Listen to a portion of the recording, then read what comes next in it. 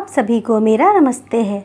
मैं आप सबका हार्दिक स्वागत करती हूँ और आशा करती हूँ कि आप सब लोग सुखी होंगे, स्वस्थ होंगे और प्रसन्न होंगे। आज मैं आप लोगों के लिए जो कहानी लेकर के आई हूँ उस कहानी का नाम है त्रिशंकु और ये कहानी लिखी है मन्नू भंडारी जी ने। चलिए कहानी शुरू करते हैं। घर की चार दीवारी आदमी को सुरक्षा देती है पर साथ ही उसे एक सीमा में बांधती भी है। स्कूल कॉलेज जहाँ व्यक्ति के मस्तिष्क का विकास करते हैं, वहीं नियम कायदे और अनुशासन के नाम पर उसके व्यक्तित्व को कुंठित भी करते हैं। बात यह है बंधु कि हर बात का विरोध उसके भीतर ही रहता है। ये सब मैं किसी किताब के उदाहरण नहीं पेश कर रही। ऐसी भारी भरकम किताबें पढ़ने का तो मेरा बूता ही नहीं। ये तो उन बातों और बहसों के टुकड़े हैं जो रात दिन हमारे घर में हुआ करती हैं। हमारा घर यानी बुद्धिजीवियों का अखाड़ा। यहाँ सिगरेट के धुएं और कॉफ़ी के प्यालों के बीच बातों के बड़े बड़े तुमार बांधे जाते हैं। बड़ी बड़ी शाब्दिक क्रांतियाँ की जाती हैं। इस घर में काम कम और बातें ज़्यादा होती हैं। मैंने कहीं पढ़ा तो नहीं, पर अपने घर से यह लगता ज़रूर है कि बुद्धिजीवियों के लिए काम करना शायद वर्जित है। मातुश्री अपनी 3 घंटे की तफरीह नुमा नौकरी बजाने के बाद मुक्त। थोड़ा बहुत पढ़ने लिखने के बाद जो समय बचता है वह या तो बात बहस में जाता है या फिर लेट लगाने में। उनका ख्याल है कि शरीर के निष्क्रिय होते ही मन मस्तिष्क सक्रिय हो उठते हैं और वे दिन के 24 घंटों में से 12 घंटे अपना मन मस्तिष्क ही सक्रिय बनाए रखती हैं। पिताश्री तो और भी 2 कदम आगे। उनका बस चले तो वे नहाए भी अपनी मेज पर ही। जिस बात की हमारे यहाँ सबसे अधिक कताई होती है वह है आधुनिकता। पर जरा ठहरिए, आप आधुनिकता का गलत अर्थ मत लगाइए। यह बाल कटाने और छुरी कांटे से खाने वाली आधुनिकता कतई नहीं है। यह है ठेठ बुद्धिजीवियों की आधुनिकता। यह क्या होती है सो तो ठीक ठीक मैं भी नहीं जानती, पर हाँ, इसमें लीक छोड़ने की बात बहुत सुनाई देती है। आप लीक को दुलत्ती झाड़ते आइए, सिर आँखों पर लीक से चिपक कर आइए, दुलत्ती खाइए। बहसों में यूँ तो दुनिया जहान के विषय पीछे जाते हैं, पर एक विषय शायद सब लोगों को बहुत प्रिय है और वह है शादी। शादी यानी बर्बादी। हल्के फुल्के ढंग से शुरू हुई बात एकदम बौद्धिक स्तर पर चली जाती है। विवाह संस्था एकदम खोखली हो चुकी है। पति पत्नी का संबंध बड़ा नकली और ऊपर से थोपा हुआ है और फिर धुआंधार ढंग से विवाह की धज्जियाँ उड़ाई जाती हैं। इस बहस में अक्सर स्त्रियां एक तरफ हो जाती और पुरुष एक तरफ, और बहस का माहौल कुछ ऐसा गर्म हो जाया करता कि मुझे पूरा विश्वास हो जाता कि अब ज़रूर 1-2 लोग तलाक दे बैठेंगे। पर मैंने देखा कि ऐसा कोई हादसा कभी नहीं हुआ। सारे ही मित्र लोग अपने अपने ब्याह को खूब अच्छी तरह तह समेट कर उस पर जमकर आसन मारे बैठे हैं। हाँ, बहस की रफ्तार और टोन आज भी वही है। अब सोचिए, ब्याह को कोसेंगे तो फ्री लव और फ्री सेक्स को तो पोसना ही पड़ेगा। इसमें पुरुष लोग उछल उछल कर आगे रहते, कुछ इस भाव से मानो बात करते ही इसका आधा सुख तो वे ले ही लेंगे। पापा खुद बड़े समर्थक, पर हुआ यूँ कि घर में हमेशा चुप चुप रहने वाली दूर दराज की एक दीदिया ने बिना कभी इन बहसों में भाग लिए ही इस पर पूरी तरह अमल कर डाला, तो पाया कि सारी आधुनिकता आधम। वह तो फिर मम्मी ने बड़े सहज ढंग से सारी बात को संभाला और निरर्थक विवाह के बंधन में बांधकर दीदिया का जीवन सार्थक किया। हालांकि यह बात बहुत पुरानी है और मैंने तो बड़ी दबी ढकी जुबान से इसका जिक्र ही सुना है। वैसे पापा मम्मी का भी प्रेम विवाह हुआ था। यूँ यह बात बिल्कुल दूसरी है कि होश संभालने के बाद मैंने उन्हें प्रेम करते नहीं, केवल बहस करते ही देखा है। विवाह के पहले अपने इस निर्णय पर मम्मी को नाना से भी बहुत बहस करनी पड़ी थी और बहस का यह दौर बहुत लंबा भी चला था शायद। इसके बावजूद यह बहस विवाह नहीं, प्रेम विवाह ही है, जिसका जिक्र मम्मी बड़े गर्व से किया करती हैं। गर्व विवाह को लेकर नहीं, पर इस बात को लेकर है कि किस प्रकार उन्होंने नाना से मोर्चा लिया। अपने और नाना के बीच हुए संवादों को वे इतनी बार दोहरा चुकी हैं कि मुझे वे कंठस्थ से हो गए हैं। आज भी जब वे उसकी चर्चा करती हैं तो लीक से हटकर कुछ करने का संतोष उनके चेहरे पर झलक उठता है। बस ऐसे ही घर में मैं पल रही हूँ, बड़े मुक्त और स्वच्छंद ढंग से। और पलते पलते एक दिन अचानक बड़ी हो गई। बड़े होने का यह एहसास मेरे अपने भीतर से इतना नहीं फूटा जितना बाहर से। इसके साथ भी एक दिलचस्प घटना जुड़ी हुई है। हुआ यूँ कि घर के ठीक सामने एक बरसाती है, एक कमरा और उसके सामने फैली छत। उसमें हर साल 2-3 विद्यार्थी आकर रहते, छत पर घूम घूम कर पढ़ते, पर कभी ध्यान ही नहीं गया। शायद ध्यान जाने जैसी मेरी उम्र ही नहीं थी। इस बार देखा वहाँ 2 लड़के आए हैं। थे तो वे 2 ही, पर शाम तक उनके मित्रों का एक अच्छा खासा जमघट हो जाता और सारी छत ही नहीं, सारा मोहल्ला तक गुलजार, हंसी मजाक, गाना बजाना और आसपास की जो भी लड़कियां उनकी नज़र के दायरे में आ जाती, उन पर चुटीली फप्तियाँ। पर उनकी नज़रों का असली केंद्र हमारा घर, और स्पष्ट कहूँ तो मैं ही थी। बरामदे में निकलकर मैं कुछ भी करूँ, उधर से एक ना एक रिमार्क हवा में उछलता हुआ टपकता और मैं भीतर तक थरथरा उठती। मुझे पहली बार लगा कि मैं हूँ, और केवल हूँ ही नहीं, किसी के आकर्षण का केंद्र हूँ। ईमानदारी से कहूँ तो अपने होने का यह पहला एहसास बड़ा रोमांचक लगा, और अपनी ही नज़रों में मैं नई हो उठी, नई और बड़ी। अजीब सी स्थिति थी। जब वे फप्तियाँ कसते तो मैं गुस्से से भन्ना जाती, हालांकि उनकी फप्तियों में अशिष्टता कहीं नहीं थी तो केवल मन को सहलाने वाली एक चुहल। पर जब वे नहीं होते या होकर भी आपस में ही मशगूल रहते तो मैं प्रतीक्षा करती रहती। एक अनाम सी बेचैनी भीतर ही भीतर कसमसाती रहती। आलम यह है कि हर हालत में ध्यान वहीं अटका रहता और मैं कमरा छोड़कर बरामदे में ही टंगी रहती। पर इन लड़कों के इस हल्ले गुल्ले वाले व्यवहार ने मोहल्ले वालों की नींद जरूर हराम कर दी।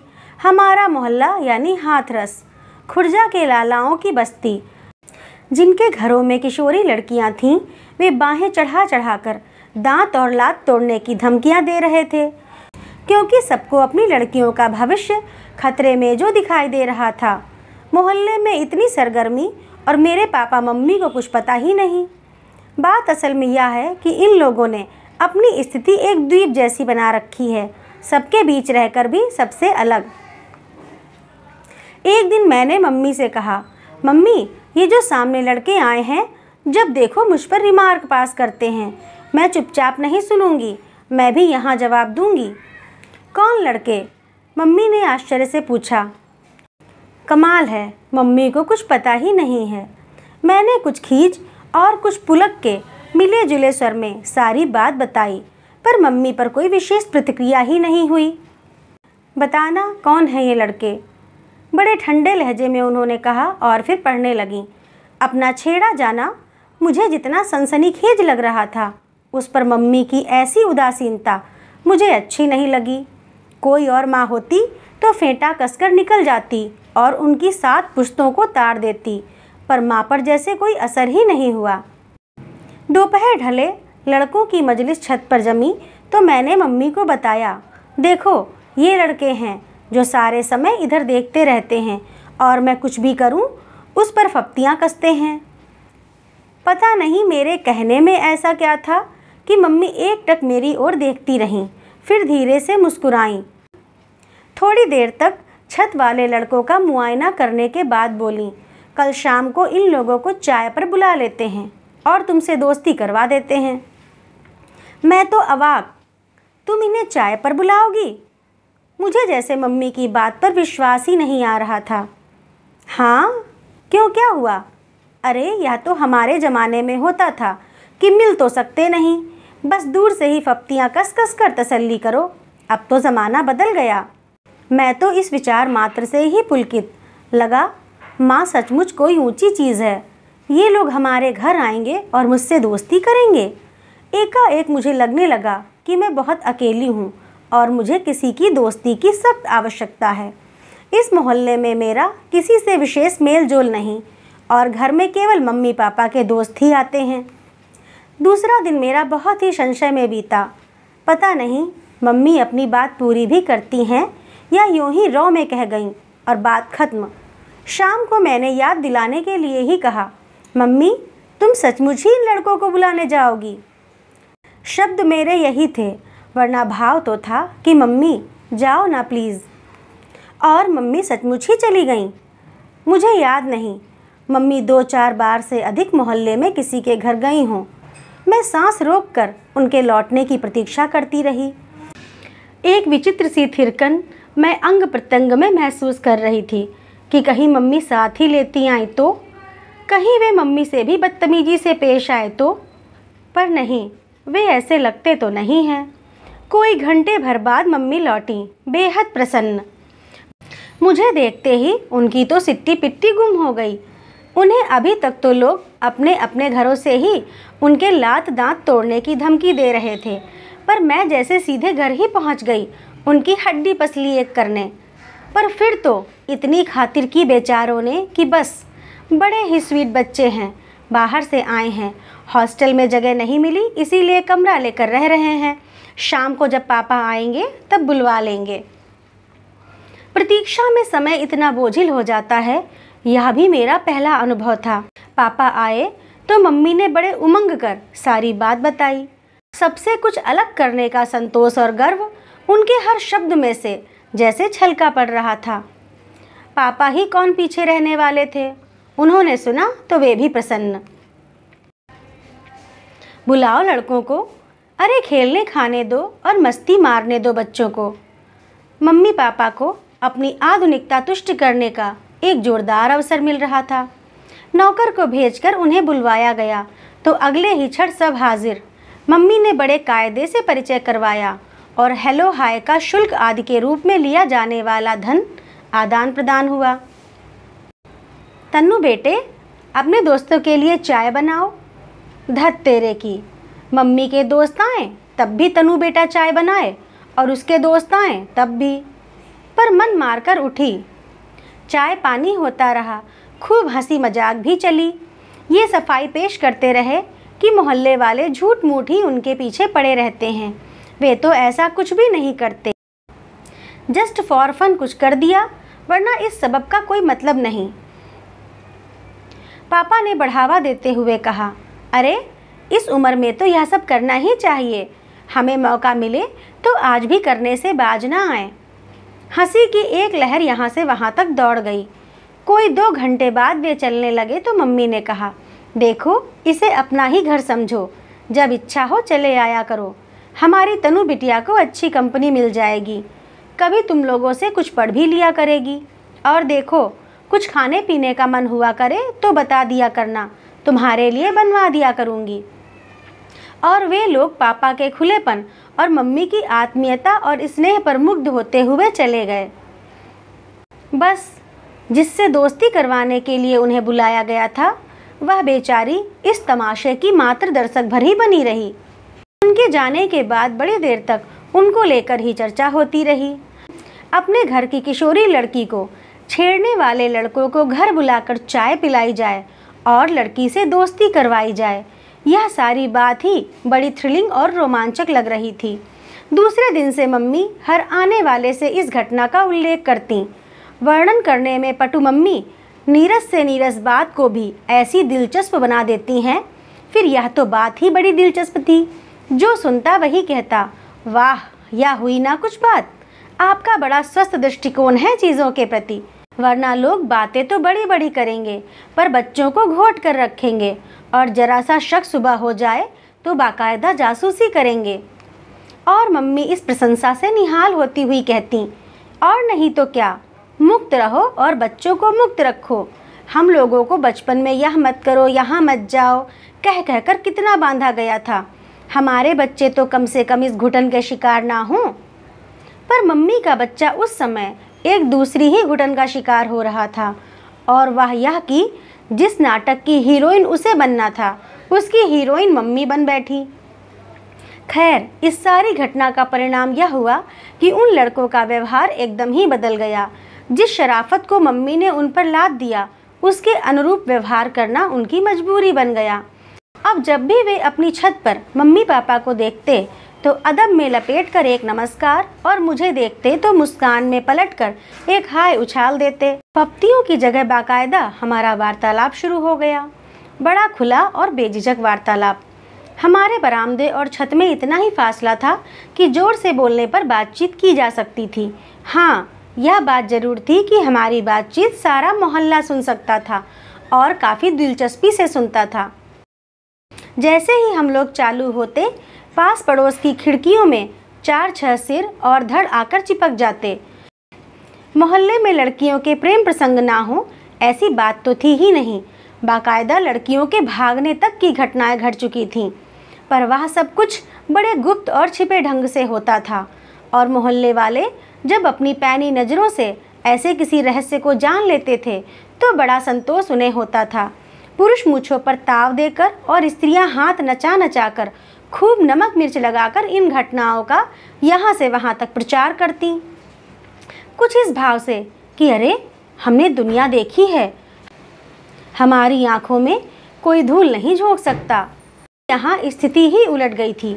हमारी वार्तालाप इतने खुलेआम होती थी कि लोगों को खिड़कियों की ओट में छिप छिप कर देखना सुनना पड़ता था और सुनकर भी ऐसा कुछ उनके हाथ नहीं लगता था जिससे वे कुछ आत्मिक संतोष पाते। पर बात को बढ़ना था और बात बढ़ी।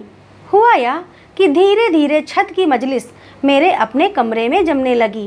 रोज ही कभी 2 तो कभी 3 या 4 लड़के आकर जम जाते और दुनिया भर के हंसी मजाक और गपशप का दौर चलता। गाना बजाना भी होता और चाय पानी भी।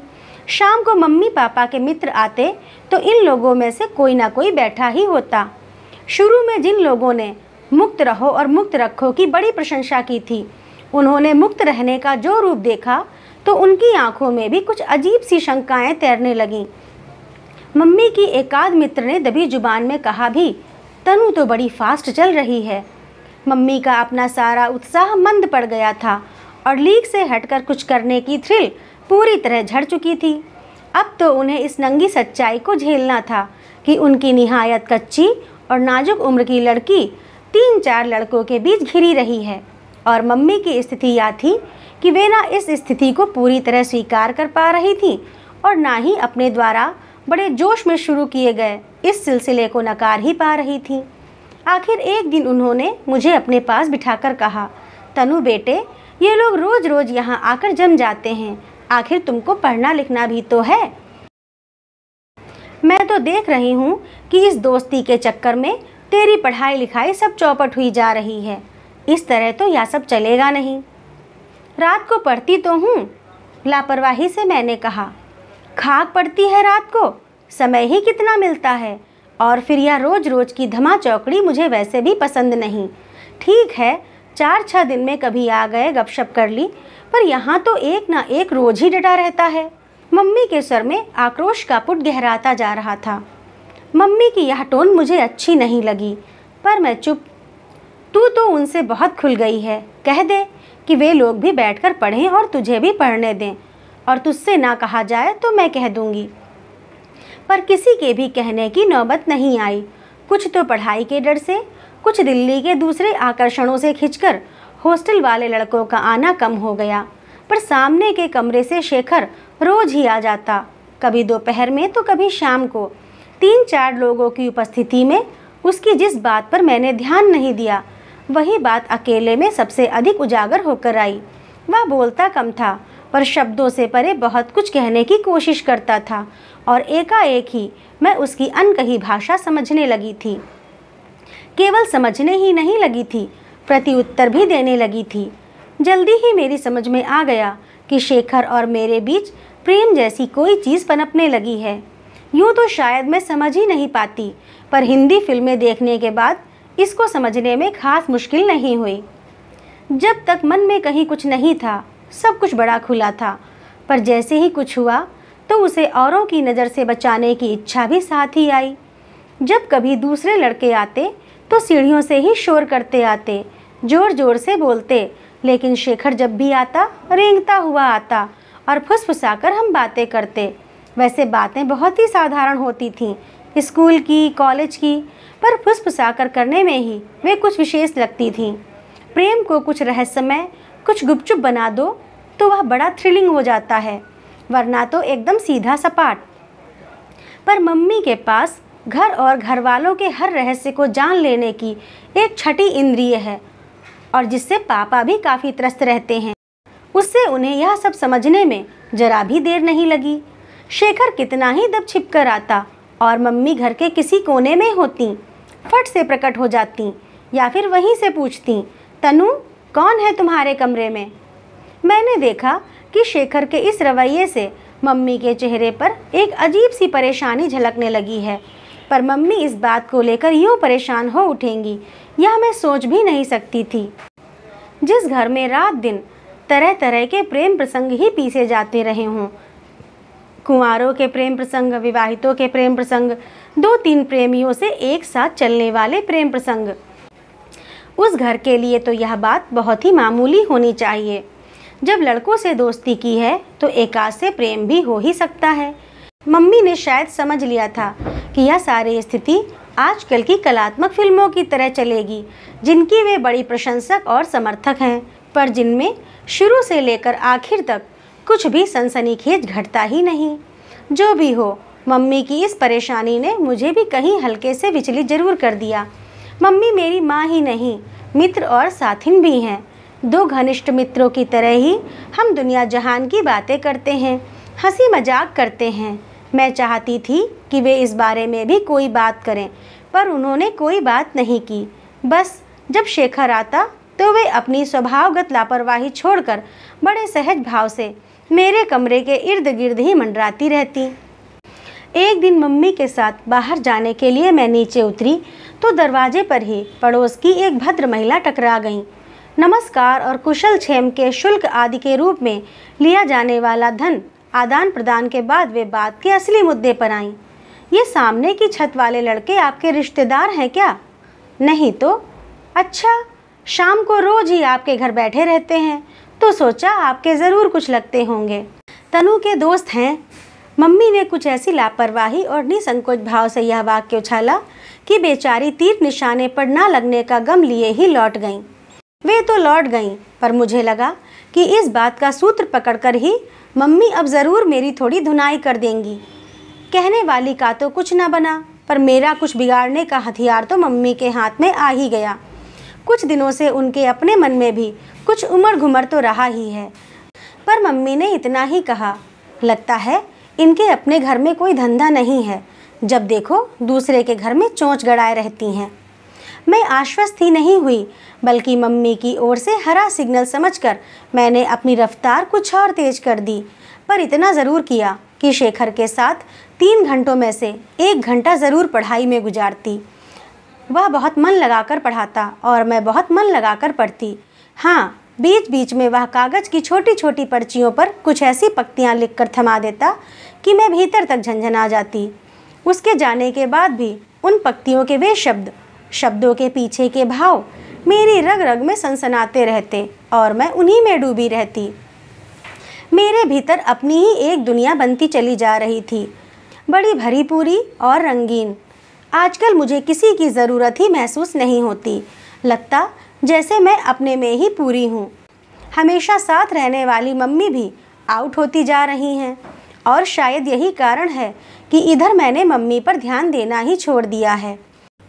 रोज़मर्रा की बातें तो होती हैं, पर केवल बातें ही होती हैं, उसके परे कहीं कुछ नहीं। दिन गुजरते जा रहे थे और मैं अपने में ही डूबी अपनी दुनिया में और गहरे धंसती जा रही थी, बाहर की दुनिया से एक तरह से बेखबर सी। एक दिन स्कूल से लौटी, कपड़े बदले, शोर शराबे के साथ खाना मांगा, मीन मेघ के साथ खाया, और जब कमरे में घुसी तो मम्मी ने लेटे ही लेटे बुलाया, तनु इधर आओ। पास आई तो पहली बार ध्यान गया कि मम्मी का चेहरा तमतमा रहा है। मेरा माथा ठनका। उन्होंने साइड टेबल पर से एक किताब उठाई और उसमें से कागज़ की 5-6 पर्चियाँ निकाल कर सामने कर दी। तौबा, मम्मी से कुछ पढ़ना था तो जाते समय उन्हें अपनी किताब दे गई थी। गलती से शेखर की लिखी पर्चियाँ उसी में रह गईं। तो इस तरह चल रही है शेखर और तुम्हारी दोस्ती? यही पढ़ाई होती है यहाँ बैठकर? यही सब करने के लिए आता है वह यहाँ? मैं चुप। जानती हूँ गुस्से में मम्मी को जवाब देने से बढ़कर मूर्खता और कोई नहीं। तुमको छूट दी, आज़ादी दी, पर इसका यह मतलब तो नहीं कि तुम उसका नाजायज़ फ़ायदा उठाओ। मैं फिर चुप। बित्ते भर की लड़की और करतब देखो इनके, जितना छूट दो उतने ही पैर पसरते जा रहे हैं इनके। झापड़ दूंगी तो सारा रोमांस झड़ जाएगा 2 मिनट में। इस वाक्य पर मैं एकाएक तिलमिला उठी, तमक कर नज़र उठाई और मम्मी की तरफ देखा, पर यह क्या, यह तो मेरी मम्मी नहीं है। ना यह तेवर मम्मी का है, ना यह भाषा। फिर भी ये सारे वाक्य बहुत परिचित से लगा यह सब मैंने कहीं सुना है, और सटाक से मेरे मन में कौंधा, नाना।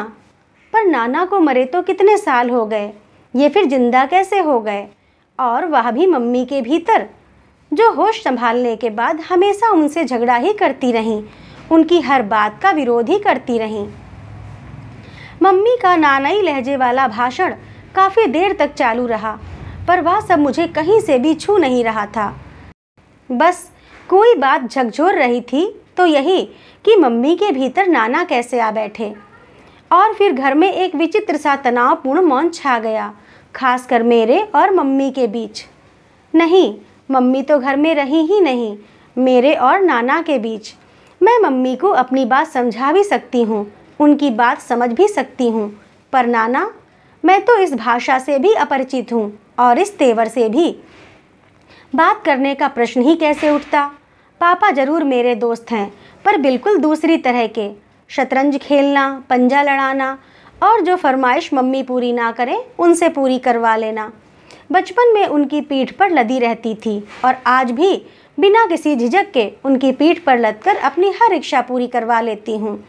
पर इतने माय डियर दोस्त होने के बावजूद अपनी निजी बातें मैं मम्मी के साथ ही करती आई हूँ, और वहाँ एकदम सन्नाटा। मम्मी को पटखनी देकर नाना पूरी तरह उन पर सवार जो हैं। शेखर को मैंने इशारे से ही लाल झंडी दिखा दी थी, सो वह भी नहीं आ रहा, और शाम का समय है कि मुझसे काटे नहीं कटता। कई बार मन हुआ कि मम्मी से जाकर बात करूं और साफ साफ पूछूं कि तुम इतना बिगड़ क्यों रही हो। मेरी और शेखर की दोस्ती के बारे में जानती तो हो, मैंने तो कभी कुछ छिपाया नहीं, और दोस्ती है तो यह सब तो होगा ही। तुम क्या समझ रही थी कि हम भाई बहन की तरह? पर तभी ख्याल आता कि मम्मी हैं ही कहाँ जिनसे जाकर यह सब कहूँ। 4 दिन हो गए मैंने शेखर की सूरत तक नहीं देखी। मेरे हल्के से इशारे से ही उस बेचारे ने तो घर क्या, छत पर आना भी छोड़ दिया। हॉस्टल में रहने वाले उसके साथी भी छत पर ना दिखाई दिए, ना घर ही आए। कोई आता तो कम से कम उसका हालचाल ही पूछ लेती। मैं जानती हूँ वह बेवकूफ़ी की हद तक भावुक है। उसे तो ठीक से यह भी नहीं मालूम कि आखिर यहाँ हुआ क्या है। लगता है मम्मी के गुस्से की आशंका मात्र से ही सबके हौसले पस्त हो गए थे। वैसे कल से मम्मी के चेहरे का तनाव कुछ ढीला जरूर हुआ है। 3 दिन से जमी हुई सख्ती जैसे पिघल गई हो, पर मैंने तय कर लिया है कि बात अब मम्मी ही करेंगी। सवेरे नहा धोकर मैं दरवाजे के पीछे अपनी यूनिफॉर्म प्रेस कर रही थी। बाहर मेज पर मम्मी चाय बना रही थी और पापा अखबार में सिर गड़ाए बैठे थे। मम्मी को शायद मालूम ही नहीं पड़ा कि मैं कब नहाकर बाहर निकल आई। वे पापा से बोलीं, जानते हो कल रात को क्या हुआ? पता नहीं, तब से मन बहुत ख़राब हो गया। उसके बाद मैं तो सो ही नहीं पाई। मम्मी के स्वर की कोमलता से मेरा हाथ जहाँ का तहाँ थम गया और कान बाहर लग गए। आधी रात के करीब मैं बाथरूम जाने के लिए उठी। सामने छत पर घुप अंधेरा छाया हुआ था। अचानक एक लाल सितारा सा चमक उठा। मैं चौंकी, गौर से देखा तो धीरे धीरे एक आकृति उभर आई। शेखर छत पर खड़ा सिगरेट पी रहा था। मैं चुपचाप लौट आई। कोई 2 घंटे बाद फिर गई तो देखा वह उसी तरह छत पर टहल रहा था। बेचारा, मेरा मन जाने कैसा हो आया। तनु भी कैसी बुझी बुझी रहती है।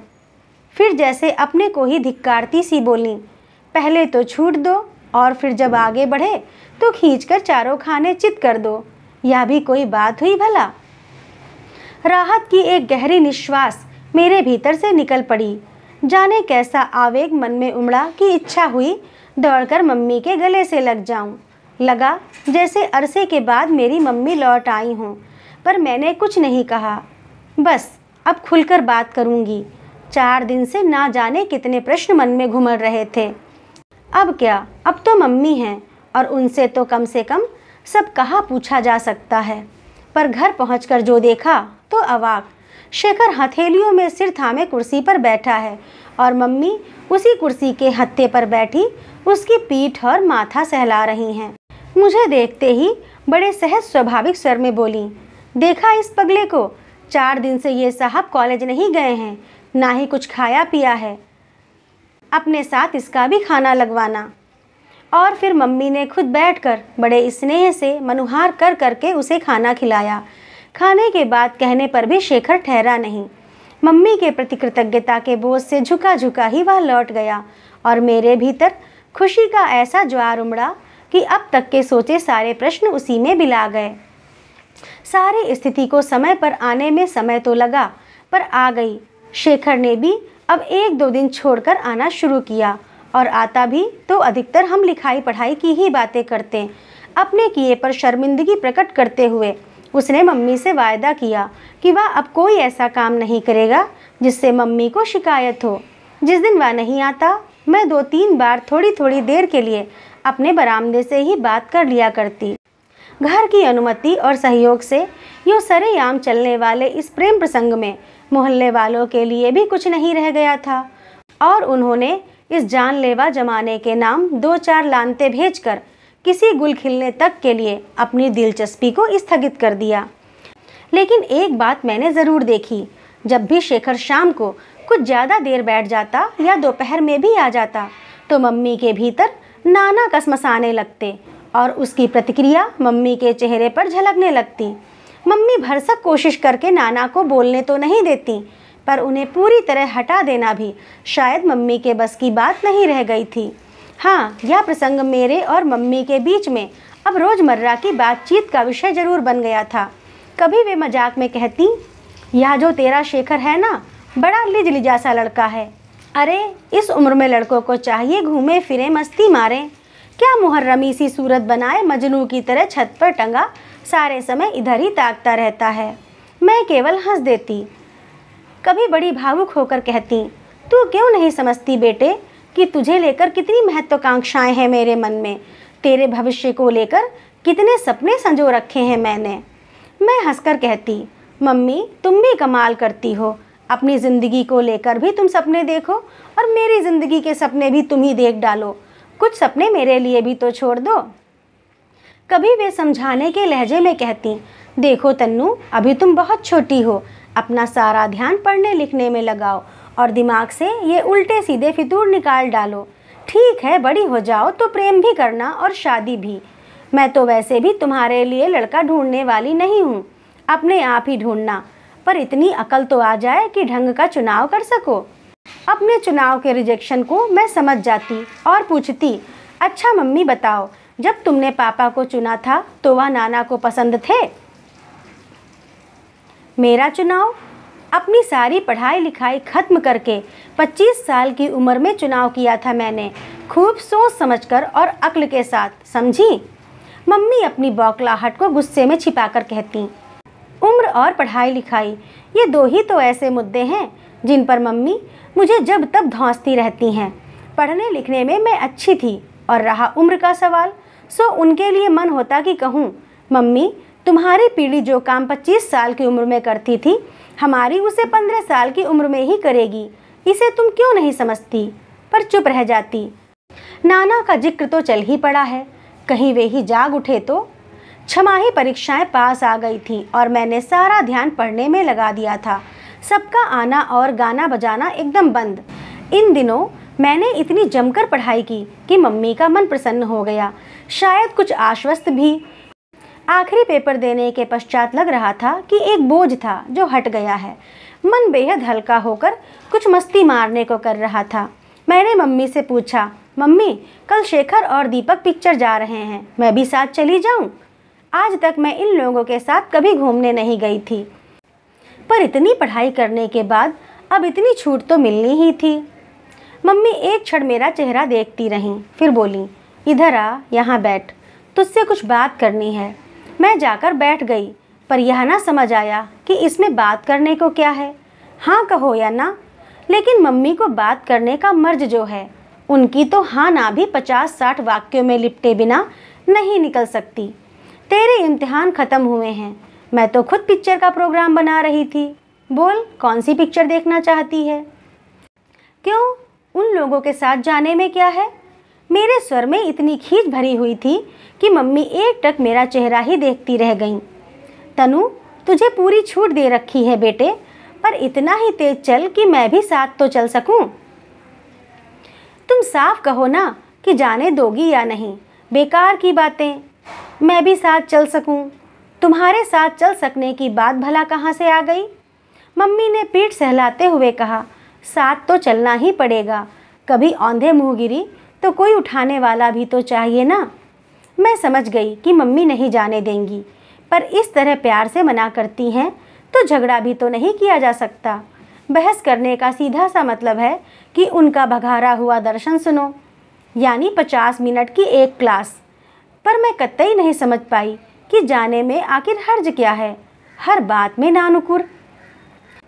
कहाँ तो कहती थी कि बचपन में यह मत करो, यहाँ मत जाओ कहकर हमको बहुत डांटा गया था, और खुद अब वही सब कर रही हैं। देख लिया इनकी बड़ी बड़ी बातों को।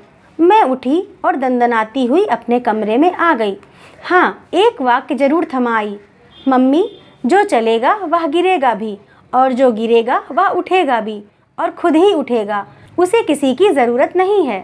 पता नहीं मेरी बात की उन पर प्रतिक्रिया हुई या उनके मन में ही कुछ जागा कि शाम को उन्होंने खुद शेखर और उसके कमरे पर आए तीनों चारों लड़कों को बुलवाकर मेरे ही कमरे में मजलिस जमवाई और खूब गरम गरम खाना खिलवाया। कुछ ऐसा रंग जमा कि मेरा दोपहर वाला आक्रोश धुल गया। इम्तिहान ख़त्म हो गए थे और मौसम सुहाना था। मम्मी का रवैया भी अनुकूल था, सो दोस्ती का स्थगित हुआ सिलसिला फिर शुरू हो गया, और आजकल तो जैसे उसके सिवाय कुछ रह ही नहीं गया था। पर फिर एक झटका। उस दिन मैं अपनी सहेली के घर से लौटी तो मम्मी की सख्त आवाज़ सुनाई दी, तनु इधर आओ। तो आवाज़ से ही लगा कि खतरे का सिग्नल है। एक क्षण को मैं सकते में आ गई। पास गई तो चेहरा पहले की तरह सख्त। तुम शेखर के कमरे पर जाती हो? मम्मी ने बंदूक दागी। समझ गई कि पीछे गली में से किसी ने अपना करतब कर दिखाया। कब से जाती हो? मन तो हुआ कि कहूँ, जिसने जाने की खबर दी है उसने बाकी बातें भी बता दी होंगी, कुछ जोड़ तोड़कर ही बताया होगा। पर मम्मी जिस तरह भभक रही थी उसमें चुप रहना ही बेहतर समझा। वैसे मुझे मम्मी के इस गुस्से का कोई कारण समझ में नहीं आ रहा था। 2-3 बार यदि मैं थोड़ी थोड़ी देर के लिए शेखर के कमरे पर चली ही गई तो ऐसा क्या गुनाह हो गया। पर मम्मी का हर काम सकारण तो होता नहीं, बस वे तो मूड पर ही चलती हैं। अजीब मुसीबत थी। गुस्से में मम्मी से बात करने का मतलब नहीं, और मेरी चुप्पी मम्मी के गुस्से को और भड़का रही थी। याद नहीं है, मैंने शुरू में ही तुम्हें मना कर दिया था कि तुम उनके कमरे पर कभी नहीं जाओगी। 3-3 घंटे वह यहाँ धूनी रमा कर बैठता है, उसमें जी भरा नहीं तुम्हारा? दुख, क्रोध और आतंक की परतें उनके चेहरे पर गहरी होती जा रही थीं, और मैं समझ ही नहीं पा रही थी कि कैसे उन्हें सारी स्थिति समझाऊं। वह तो बेचारे सामने वालों ने मुझे बुलाकर आगाह कर दिया। जानती है, यह सिर आज तक किसी के सामने झुका नहीं, पर वहाँ मुझसे आंख नहीं उठाई गई। मुंह दिखाने लायक मत रखना हमको कभी भी। सारी गली में थू थू हो रही है, नाक कटा कर रख दी। गजब, इस बार तो सारा मोहल्ला ही बोलने लगा मम्मी के भीतर से। आश्चर्य है कि जो मम्मी आज तक अपने आसपास से बिल्कुल कटी हुई थी, जिसका मजाक ही उड़ाया करती थीं, आज कैसे उसके सुर में सुर मिलाकर बोल रही हैं। मम्मी का भाषण बदस्तूर चालू, पर मैंने तो अपने कान के स्विच ही ऑफ कर लिए। जब गुस्सा ठंडा होगा मम्मी अपने में लौट आएंगी, तब समझा दूंगी। मम्मी, इस छोटी सी बात को तुम नाहक कितना तुल दे रही हो। पर जाने कैसी डोज लेकर आई हैं इस बार कि उनका गुस्सा ठंडा ही नहीं हो रहा। और हुआ यह कि अब उनके गुस्से से मुझे गुस्सा चढ़ने लगा। फिर घर में एक अजीब सा तनाव बढ़ गया। इस बार मम्मी ने शायद पापा को भी सब कुछ बता दिया है। कहा तो उन्होंने कुछ नहीं, वे शुरू से ही इस सारे मामले में आउट ही रहे पर इस बार उनके चेहरे पर भी एक अनकहा सा तनाव दिखाई दे रहा है। कोई 2 महीने पहले जब इस तरह की घटना हुई थी तो मैं भीतर तक सहम गई थी, पर इस बार मैंने तय कर लिया है कि इस सारे मामले में मम्मी को यदि नाना बनकर ही व्यवहार करना है तो मुझे भी फिर मम्मी की तरह ही मोर्चा लेना होगा, और मैं ज़रूर लूँगी। दिखा तो दूँ कि मैं तुम्हारी ही बेटी हूँ और तुम्हारे ही नक्शे कदम पर चली हूँ। खुद तो लीक से हटकर चली थी, सारी ज़िंदगी इस बात की घुट्टी पिलाती रहीं, पर मैंने जैसे ही अपना पहला कदम रखा, घसीट कर मुझे अपनी ही खींची लीक पर लाने के दंद फंद शुरू हो गए। मैंने मन में ढेर तर्क सोच डाले कि एक दिन बाकायदा मम्मी से बहस करूंगी, साफ साफ कहूंगी कि मम्मी, इतने ही बंधन लगा कर रखना था तो शुरू से वैसे पालती, क्यों झूठ मूठ आज़ादी देने की बातें करती सिखाती रही। पर इस बार मेरा भी मन सुलग कर इस तरह राख हो गया था कि मैं गुमसुम सी अपने ही कमरे में पड़ी रहती। मन बहुत भर आता तो रो लेती। घर में सारे दिन हंसती खिलखिलाती रहने वाली मैं एकदम चुप होकर अपने में ही सिमट गई थी। हाँ, एक वाक्य ज़रूर बार बार दोहरा रही थी, मम्मी, मुझे अच्छी तरह समझ लो कि मैं भी अपने मन की ही करूँगी। हालांकि मेरे मन में क्या है इसकी कोई भी रूपरेखा मेरे सामने ना थी। मुझे नहीं मालूम कि इन 3-4 दिनों में बाहर क्या हुआ। घर बाहर की दुनिया से कटी, अपने ही कमरे में सिमटी मैं मम्मी से मोर्चा लेने के दांव पेच सोच रही थी। पर आज दोपहर मुझे कतई अपने कानों पर विश्वास नहीं हुआ जब मैंने मम्मी को अपने बरामदे से ही चिल्लाते हुए सुना, शेखर, कल तो तुम लोग छुट्टियों में अपने घर चले जाओगे, आज अपने दोस्तों के साथ खाना इधर ही खाना। नहीं जानती किस जद्दोजहद से गुजरकर मम्मी इस स्थिति पर पहुंची होंगी। और रात को शेखर दीपक और रवि के साथ खाने की मेज पर डटा हुआ था। मम्मी उतने ही प्रेम से खाना खिला रही थीं। पापा वैसे ही खुले ढंग से मजाक कर रहे थे, मानो बीच में कुछ घटा ही ना हो। अगल बगल की खिड़कियों में 2-4 सिर चिपके हुए थे। सब कुछ पहले की तरह बहुत सहज स्वाभाविक हो उठा था।